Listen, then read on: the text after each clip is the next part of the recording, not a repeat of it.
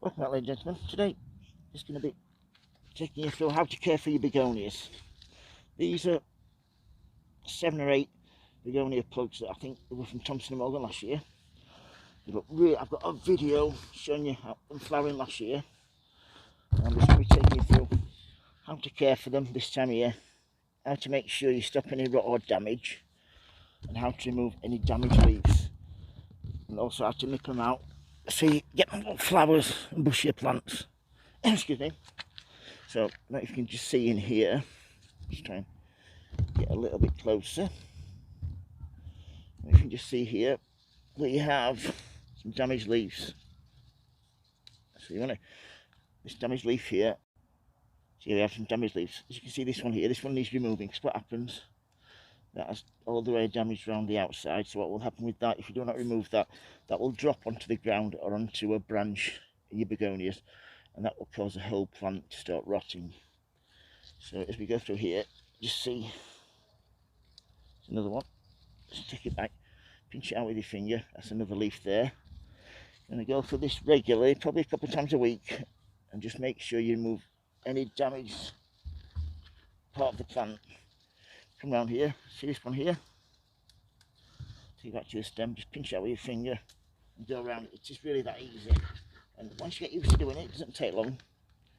This hasn't been done this year so far. This is the first time this one has been done, so there's quite a few damaged leaves on here. I wanted to leave it just so I could show you what to look out for. So that one there. Also, anything that drops on the ground, you see that there? That is a stem and a little branch from when I cut the hedge. I had the hedge cut. Any detritus, any material like that does need to remove straight away, because that will rot.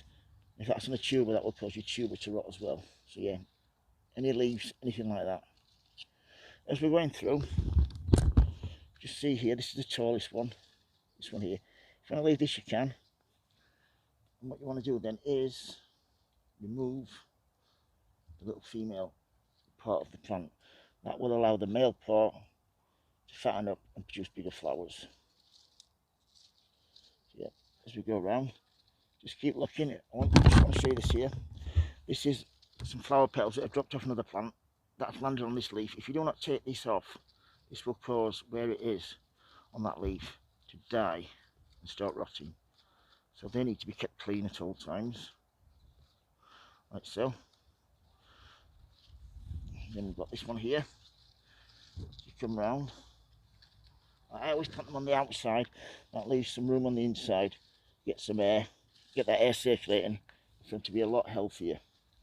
So that's what I'll do with this one. Just keep spinning it round. Keep checking. I mean, this one's damaged here, but this is all right because this is actually not actually rotten, so that will be fine. And just keep pulling the leaves back. Just keep checking. People ask me what I feed them on. I'm using Miracle Grow slow release stuff. Just, and you can just see in there, there's some pellets in there. That's 6 months. It's first year I'm using this. So far, so good. So I would just stick of having to feed once or twice a week. So I'm using this year. Like I said, so far, so good. It just saves a lot of time and effort. I'm using a peat-based compost, which is doing a really good job. I always like to leave about 1 inch gap. Let's get this in here. That's part of the flower. Just got, yeah. I like to leave a few inches between each plant if you can. There we go. That's the feed I'm using. See the pellets on the top there? Once that's in, that's a 6 month slow release fertiliser. All you have to do then is just water it regularly. You don't want it to dry out. So yeah, once you've got rid of all the dead and dying material, what I'm going to do with this, you can just see here, this one is probably 6 inches taller than the rest. It's got some flowers on. I could leave it, but what I'm going to do, I'm actually going to put this back to just put that back there, just above a leaf node. That should then die back to this leaf node here, and that bit will then drop off, and that will cause it to bush out. So I've took that back, and like so here. Take it back just to that one. As you can see there, got some nice new shoots there, which is brilliant. As you can see, that starts to even it up nicely. begonias need some shade.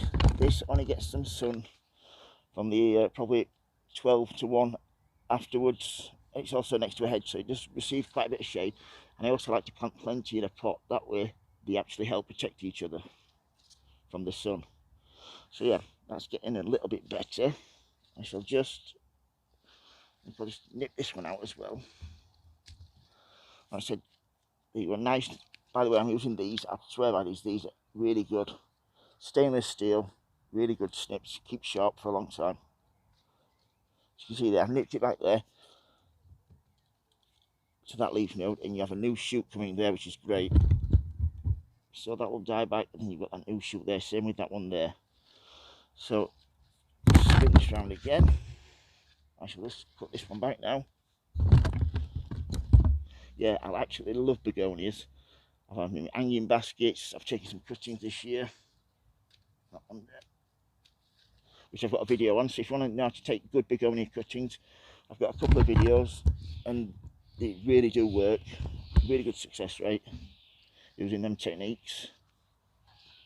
As you can see, by doing that, I've now leveled that plant up. It looks a lot more uniform, and there's going to be a lot more light getting through there now, which is great. So yeah, that's just a quick video on how to prune and how to pinch out your begonias, how to look after them. If you've got any questions at all about how to grow begonias, please don't hesitate to ask, folks. If you like my videos, please subscribe. And as always, happy sowing, happy growing. Thank you for watching, everybody, and please keep safe. Thank you. Bye.